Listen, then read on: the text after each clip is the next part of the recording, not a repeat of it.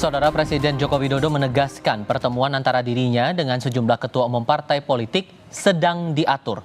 Meski begitu, Presiden menekankan tidak semua pertemuan dengan ketua umum parpol perlu untuk dilakukan.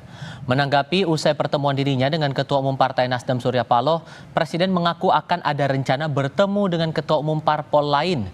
Jokowi pun kembali menegaskan keinginannya untuk menjadi jembatan semua partai politik. Terkait dengan pertemuan dengan ketua parpol lain, Pak? Ketua parpol? Iya, kan ada yang lain, Pak. Kata Bapak semuanya. Kira-kira kapan, Pak? Semua yang kira-kira memang harus ketemu, ya bisa saja ketemu. Kalau memang nggak perlu ketemu, kenapa harus ketemu?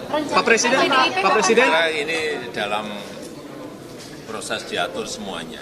Karena saya memang ingin menjadi jembatan semuanya. Ya. Pak Presiden, Pak Prabowo udah nyiapin tim transisi katanya, Pak.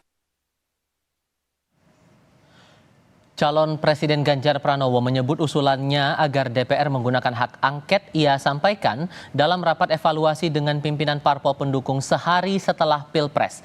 Ganjar mendorong hak angket karena angket bisa digunakan DPR untuk menyelidiki temuan dugaan kecurangan pemilu. Menurutnya secara matematis komposisi fraksi pendukung maupun penolak angket di DPR bisa dihitung. Kalau ingin melihat, membuktikan, mengetahui, hak angket paling bagus karena kita menyelidiki. Itulah yang kemudian saya usulkan waktu itu. Di bawahnya interpelasi. Minimum sebenarnya Komisi 2 memanggil penyelenggara pemilu, apa yang terjadi? Masa kayak gini diam aja? Enggak lah.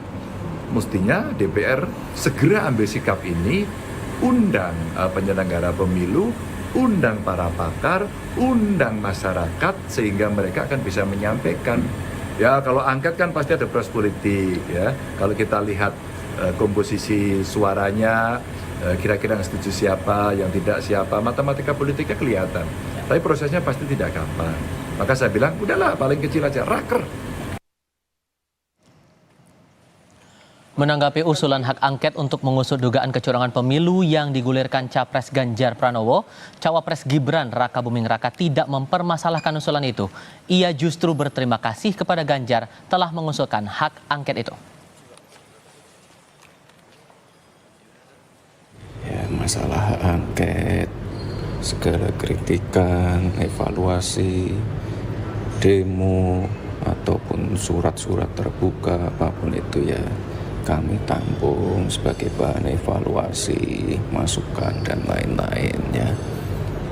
Yes, matur nuwun Pak Ganjar untuk masukan-masukannya. Yes, yuk. Beras, Mas. Saya terus di jalan perubahan. Saya terus di jalan perubahan. Kami terus di jalan perubahan. Memilih tetap menjaga perubahan, Paslon nomor urut 1 Anies Baswedan dan Muhaimin Iskandar menegaskan mereka bersama 3 parpol pengusung, yakni Nasdem, PKB, dan PKS, akan mendukung usulan hak angket dugaan kecurangan pemilu yang digulirkan Capres Ganjar Pranowo. Ketika kita mendengar akan dilakukan, kami melihat itu ada inisiatif yang baik. Kami yakin bahwa koalisi perubahan, Partai Nasdem, Partai PKB, Partai PKS akan siap untuk bersama-sama. Menanggapi usulan hak angket, Wakil Ketua Koordinator Strategis TKN Prabowo Gibran Ahmad Muzani menilai usulan tersebut tidaklah perlu. Pasalnya, dunia sudah memberikan penilaian baik akan jalannya demokrasi di Indonesia. Jika hak angket itu didasarkan kepada dugaan adanya kecurangan pemilu, seluruh dunia memberi apresiasi yang tinggi kepada pelaksanaan demokrasi di Indonesia. Karena itu, kalau hak angket itu dimaksudkan untuk itu, apa perlu? Adapun dari Istana, Presiden tercatat sudah 2 kali menegaskan keinginannya untuk menjadi jembatan semua parpol. Salah satunya dengan cara mengundang para ketua umum. Menanggapi undangan dari Presiden, Muhaimin Iskandar, Cawapres sekaligus Ketua Umum PKB itu minta pembuktian Istana bila sudah ada undangan. Belum. Kalau diajak bertemu di Istana sama Pak Jokowi, Mana undangannya mana? Kalau misalnya undangannya mana? pertemuan di Sebelumnya, Ganjar mendorong partai pendukungnya di DPR untuk mengusulkan hak angket terkait dugaan kecurangan pada pemilihan presiden 2024. Dan jika DPR tidak siap, Ganjar mendorong penggunaan hak interpelasi atau rapat kerja. Tim Liputan, Kompas TV.